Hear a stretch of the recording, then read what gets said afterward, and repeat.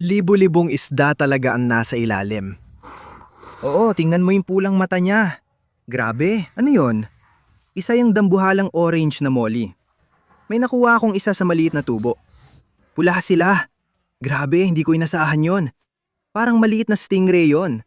Sobrang lupit, mga tol. Ang daming isda doon. Grabe.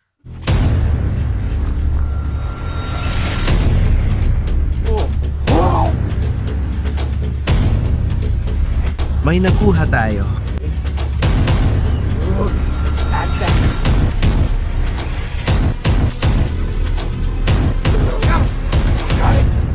Kamusta, Fination? Welcome sa panibagong video.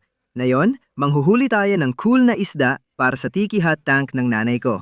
Matagal yun na akong kinukulit dito. Matagal na akong kinukulit ng nanay ko tungkol dito. May mga pond at tangki kami sa bahay, pero ang pinakagusto niyong hulihan ko ng isda ay yung tiki hot tank niya. Klaro na gusto niya ng mga cool at makukulay na isda para sa kanyang fish tank. At ngayon, gagawin na natin ito. Kahapon, inayos ko ang tangki at ginawang planted tank. Unang beses ko itong ginawa at magandang resulta.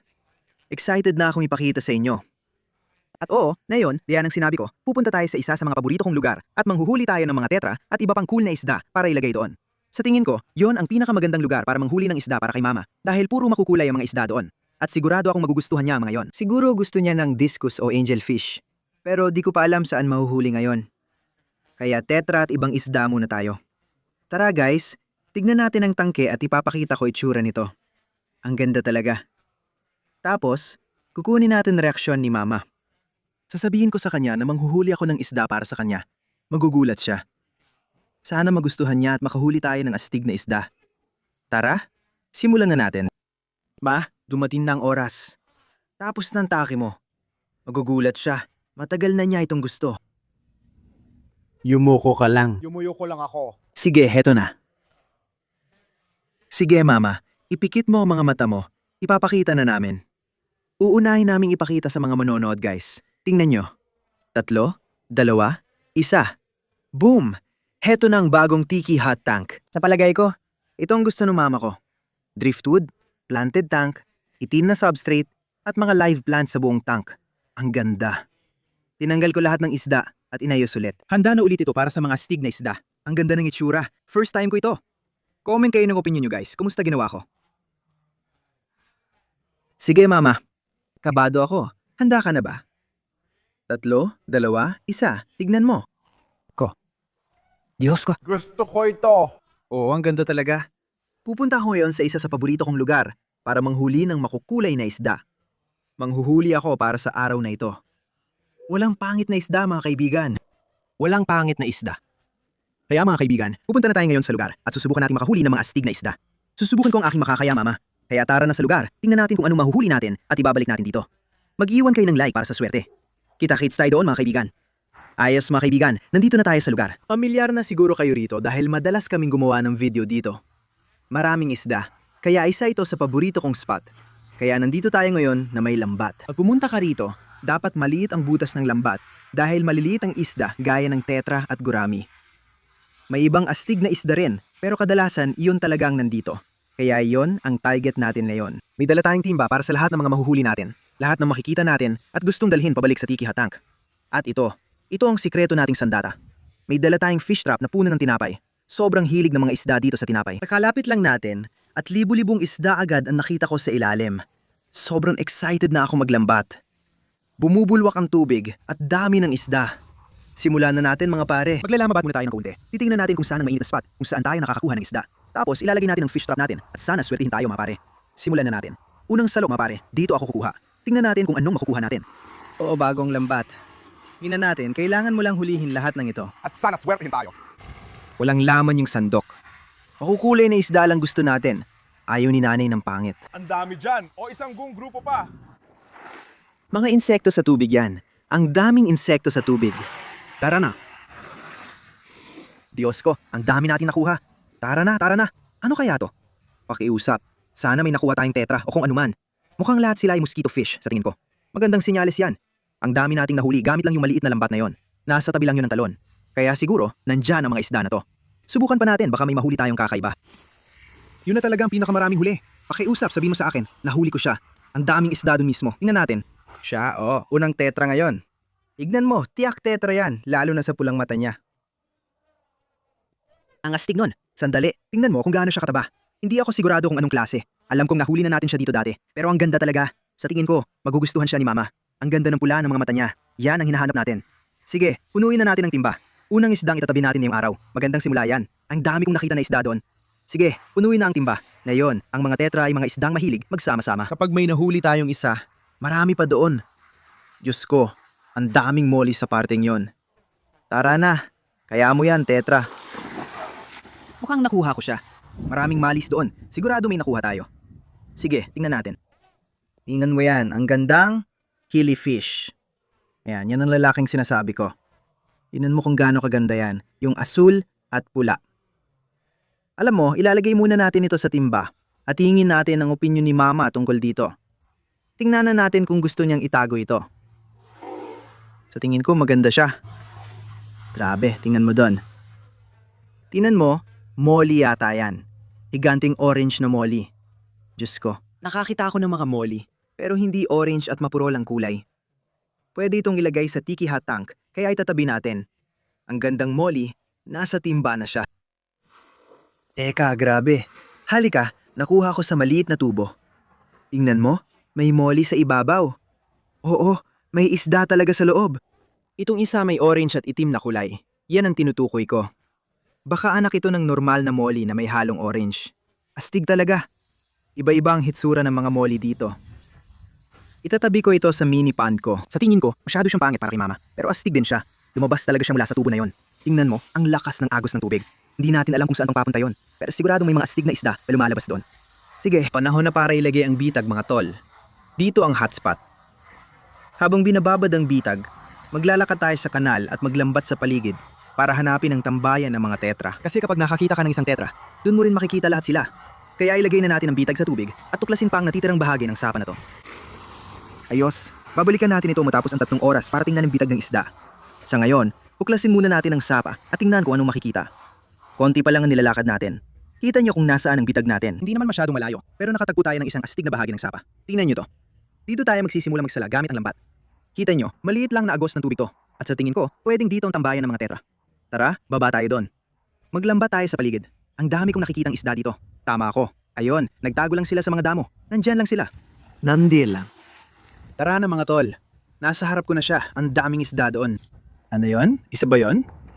Alam ko may nahuli ako. Ayan, oo. Sige, siguradong tetra yan. Tignan niyo mga tol. Hindi ko alam kung anong klase yan, pero ang ganda talaga. Tignan niyo yung guhit sa likod niya. Grabe. Sige, hindi na ako makapaghintay na mailagay yan sa aquarium. Parang may pink pa nga siya. 2 sila. Oo, may 2 tayong tetra dito. Ilalagay natin sila sa timba. Sabihin niyo sa akin kung alam niyo kung anong klase ng tetra yon. Sobrang excited ako. Sa tingin ko, hindi ko pa nahuhuli ang mga yon dito dati. Grabe, ang bilis nila dito. Yun na yon. Wala, tara na. Oo, sige. Wala na naman. Diyos ko. Tingnan mo, wala sila. Hindi nga, nakita mo? Ang daming kulang isda, ang bilis pa nila. Sana na video natin. Oh, hindi nga. Tingnan mo, 2 sila. Hindi, 3. Nahuli natin buong grupo. Oo, di ko alam ano mga ito. Ang ganda ng kulay. Ito ang gusto ni nanay. Parang may 1 milyon sa loob. May isa pa, 4 na nakuha natin. Ang lupit nun. Di ko alam anong tetra, pero siguradong tetra. Yan ang gusto natin. Diyos ko. Iyan ang paborito kong isda na nahuli natin dito dati. Hindi pa natin nahuhuling mga ito. Hindi ko alam kung ano sila, pero ilalagay natin sila sa timba. Sige mga kaibigan, paki-comment sa ibabang pangalan ng isdang iyon kung alam niyo. Gustong gusto ko ito. Tara, tuloy pa tayo. Tingnan natin kung ano pa ang mahahanap natin. Diyos ko, ayan sila. Nagre-record ka ba? Nandito silang lahat. Nandito silang lahat. Nagkamali ako. Sila yon. Sila rin ang grupong isda na nakita natin kanina. Wala akong nakuha. Nasa bandang likuran ng sapa sila. Tara na, sa tingin ko nakuha ko siya. May nakuha pa ako. Oo, nakuha natin siya. Ayan sila. Oo, ang laki nito. Tingnan mo. Ang gaganda nila. May 2. Isa na naman yan sa mga nahuli natin kanina. Pati pula at asul. Diyos ko, nakakabaliw na ito. Sige, 4 pang iuwi. Ayan na sila. Tulungan mo akong tukuyin kung anong isda ang mga ito dahil paborito ko sila. Literal na naglalakad ako sa kanal na may lambat sa tubig. Sana makahuli ako ng milyong isda sa ganitong paraan. Ito na ang bagong diskarte mga tol. Subukan nyo sa bahay. Ibig kong sabihin, tingnan nyo to. Pwede kong lakarin ang buong kanal ng ganito. Diyos ko, ang bigat. Ano yon? Grabe, may nakita ko doon. Siguradong may nakuha tayo ron. Mas malaki yon. Mas marami pang killifish. Ayan o, tingnan mo yan, Diyos ko. Oo, isa itong hill stream loach. Parang maliit na stingray ang itsura. Diyos ko, oo. Ito mismo ang gusto kong makita dito. Ang ganda siguro niya sa maliit na tiki hut na aquarium. Tignan mo yung maliit niyang bibig dyan. Para talaga siyang maliit na stingray. Sige, ibabalik natin siya sa timba. Ang galing. Yan talaga ang inaasahan ko. Yan ang pangunahing layunin ko. Tignan mo yung maliit na yan. Dumidikit siya sa hinlalaki ko. Sige, pasok ka na sa timba. Ayan, ang dami na nating nahuling isda. Pero kailangan pa natin ng mas marami. Tara, tuloy pa tayo. Tingnan mong isda dyan. Diyos ko. Diyos ko, ang daming isda. Ang saya. Ngayon ko lang nakita na ganito karami dito. Siguro dahil mataas ang tubig sa ulan. Oo, may bagong species. Serpetetra. Alam ko tawag dyan, madalas naming mahuli dati. Ang astig at ang ganda sigurong tingnan sa aquarium mga tol. Ngayon, lahat ng mga isdang nahuli natin, mas maganda silang tingnan kapag nasa aquarium na talaga sila. Kaya abangan nyo mamaya sa video kapag inilagay na natin silang lahat. Siguradong ang gaganda nila. Pero napakaganda talaga ng tetra na yon. Perfect na dagdag. Sa timba na siya. Sige, ang saya ng adventure na yon. Ang dami nating nakuha na isda. Nadiskubre natin ang mga pulang at asul na tetra. Pero pabalik na tayo sa bitag natin sa baba. Maglalamabat pa tayo sa paligid. Sigurado akong maraming isda ang naakit ng tinapay natin. Ang daming isda sa bitag. Excited na akong makita kung ano ang nakuha natin. Pero bago yon, maglalamabat muna tayo sa tunnel na yon. Kita mo ba yon? Nakikita ko ang mga isda. Ang daming isda sa loob niyan. Grabe, tignan mo yan. Ang asul-asul, parang mas malaking bersyon ng mga nauna. Ano kaya yon?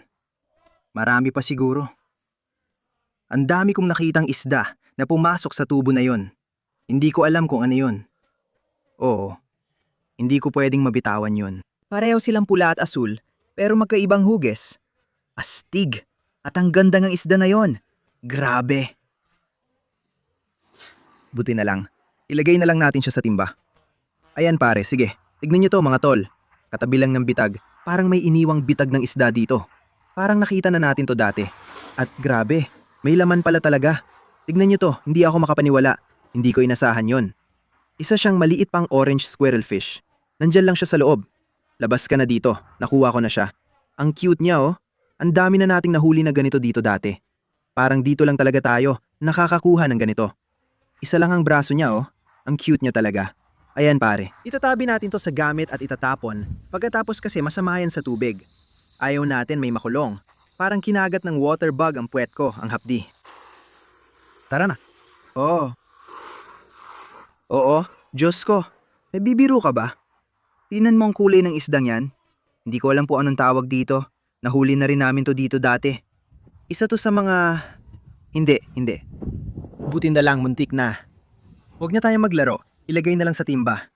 Hindi tayo pwedeng mawalan ng makukulay na isda para kay nanay. Ang ganda ng pula at dilaw. Isa to sa paborito kong hulihin dito. Sa timba na siya. Okay, pinagpala tayo ng mga isda ngayon mga pare. Hindi ko alam kung anong nangyayari pero parang nagkakatotoo lahat ng swerte. Ang dami nating isda sa timba na siguradong maganda ang itsura sa tiki hot tank. Pero gaya ng sabi ko mga pare, ang pinaka-highlight ay yung bitag ng isda. Pwede tayong maglamb at habulin ang mga isda sa sapa buong araw. At gusto nating makahuli ng marami gamit ang bitag ng isda. Kasi nga, ang bibilis nila at hindi ako ganoon kabilis. Pero sa bitag ng isda, madali natin silang maloloko. Doon talaga tayo madalas makahuli ng marami. Kaya nandyan na yung bitag natin. Pupuntahan na natin at titingnan. Mga 2 oras na rin ang lumipas. Hindi nyo man nakikita. Pero kita nyo kung gaano ako pinapapawisan. Mahirap ang araw. Pero ayos lang. Tingnan natin, dadaling ko dito. Ito na, aangat ko na. Grand finale. Diyos ko, totoo ba to? Halika, ang daming isda. Di ako makapaniwala. Puro tetra sila. Mukhang lahat ay tetra. Grabe, ang daming isda sa loob. Ang kukulay pa. Kailangan na nating simulan ayusin ang mga isda. Hindi ko alam kung saan magsisimula. Isa pang serpe dito, ang laki. Ang ganda ng pula sa isdang yan. May naipit sa lambat. Tingnan mo, sinubukan niyang pumasok sa bitag, tapos naipit siya. Ayos ka lang? Nakuha ko na siya. Ano to? Hindi ko alam kung ano yan. Ang haba niya. Ano? Diretso siya sa timba. Astig. Parang sinubukan niyang pumasok. Kaso masyado siyang mataba. Tingnan niyo to, astig mga tol. May nakuha tayong pulang at asul na isda. Ang dami nila, nagkalat pa. Isa pang tetra yata, ibang species din. Ilalagay ko na sa timba. Sige, sa tingin ko dapat ilagay na lang lahat sa timba. Ang daming isda dito, hindi na kailangang isa-isahin. Kukuha na lang ako ng dakot. Tignan nyo. Gagawin ko to sa timba para walang mawala. May blue achara. May blue achara. May Colombian tetras. Mga molly. Meron na namang isa niyan. Grabe pare. Para talagang nakatadhana to. Ang ganda ng kalalabasan ng aquarium natin. Grabe pare.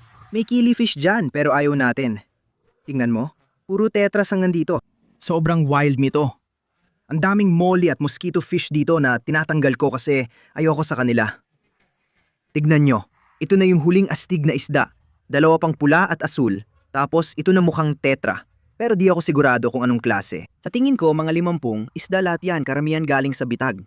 Sabi ko na, sa bitag talaga ang swerte.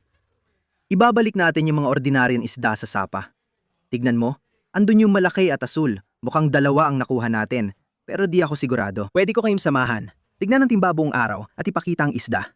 Pero mas mabuti sigurong umuwi na tayo, ilagay sila sa aquarium at makita ang mga kulay nila. Excited na akong makita yon. Tara, umuwi na tayo at ilagay sila sa aquarium para mas ma-appreciate. Babalik tayo dito para sa part 2 ng Tiki Hut tank stocking videos at susubukang makahuli pa ng mas maraming tetras at ibang astig na isda. Alis na tayo mga tol at ilalagay na ang mga isda sa aquarium. Nakauwi na tayo sa bahay ko, dala ang timba ng mga panalo. Pero wala pa si mama at di pa natin napapakita ang mga isda. I-acclimate ko muna ang mga isda sa Tiki Hut tank para masanay sila. Pagkatapos, ilalagay natin sila sa aquarium at titignan ang reaksyon niya. Ang dami natin nakuha na astid na isda. Pinakamagandang huli natin sa lugar na yon. I-acclimate na natin ang mga isda at ilagay sa aquarium. Tol, naka-acclimate na sila. Sinabihan ko na si mama na lumabas. Excited na ako. Handa ka na ba? Ako handa na. Nasa timba sila. Sige, may sasabihin ako. Ito na ang pinakamagandang huli natin dito. Seryoso? Oo, ang daming isda. Ilalagay na natin sila dito. Sige, unang dakot. Ang dami talaga. Diyos ko, Ang dami mong nahuling isda. tingnan mo ang mga tetra na to. Grabe. Tingnan mo sila, Buti. Astig sila. Yun yung malaking asul doon. Medyo maputla pa kulay nila ngayon pero liliwanag pa yan. Kapag naka-adjust na, babalik kulay nila tulad nung nahuli natin.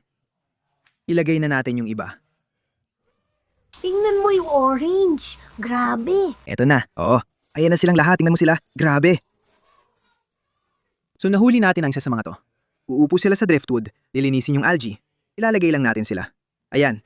Ayan na siya. Marami pang tetras dyan, sa loob ng tank. Dito, ang tawag dito ay blue acara. Tingnan mo yan. Hindi. Tingnan mo itong pulang ito. Oo. Serpe yan. Ayan na sila. Nabubuhay na ang tank na to ngayon. Makikita nyo, may 3 angelfish. Sila yung unang isda na nilagay namin dito bago kami lumabas at manghuli. Kasi alam kong gusto ng nanay ko ng angelfish. Nandito rin sila. Tingnan mo to. Nandyan yung maliit na orange na crawfish. Ang cute niya, tingnan mo. Grabe, ang precious niya. Ano ipapangalan natin sa orange na crawfish? Mag-comment sa baba. Maraming blue at red tetras. Hindi pa ako nakakahuli ng ganyan dati. Ayan na sila. Tingnan nyo to. Ito yung may sobrang hahabang palikpik. Tingnan nyo to. Hindi ko nga alam kung ano yan. Tingnan nyo siya. Parang sobrang hahaba ng palikpik niya. Guys, ito lahat ang nahuli natin ngayon. Maraming isda sa maliit na huli, lalo na sa fish trap. Ma, anong masasabi mo? Gustong gusto ko. Babalik kami bukas at bibigyan namin kayo ng update tungkol sa kanila. Kasi sigurado ako na sa loob ng isang araw, magiging komportable na lahat ng isda na to sa paglangoy at magiging makukulay na sila. Makikita nyo yon. Magkikita tayo ulit sa loob ng 24 na oras. Oh, ayan guys, kinabukasan na ngayon. Lumipas na ang 24 na oras. Ngayon, umaga na. Tinitingnan ko ang mga panda tanke ko. Nasa predatory pan tayo ngayon. Mamaya, sisilipin natin ang Tiki Hut tank at ang mga isda. Pero una, babatiin ko muna ang malalaki kong hito. Tignan mo. Kita mo talaga ang higanting ripshaw catfish sa ilalim. Ang lalaki na nila. Sige mga kaibigan, punta na tayo sa tangke. Ang ganda ng itsura, napakalinaw. Tignan niyo ang mga isda, lalo na ang tetra sa driftwood. Eksakto yan ang gusto ko. Grabe, ang gaganda nila. Ayan ang blue akara dyan. Nandyan din ang tatlo nating angelfish. Ang astig na mga serpe tetras at Colombian tetras. Ang ganda nila. Di ko lang alam kung nasaan ang maliliit na pula at asul. Baka nagtatago sa likod. Ang ganda talaga ng isa na yon. Nandyan sa taas ang molly. Nandyan ang tetra. Sa tingin ko, maayos lahat ng isda. Ang gaganda nila at ang linaw ng tubig. At oo, hindi na ako makapaghintay na makahuli pa ng iba para dito kasi talagang kailangan pa nito ng kaunti pa. Grabe ang wild nun mga tol. Gustong gusto ko ang mga tetra.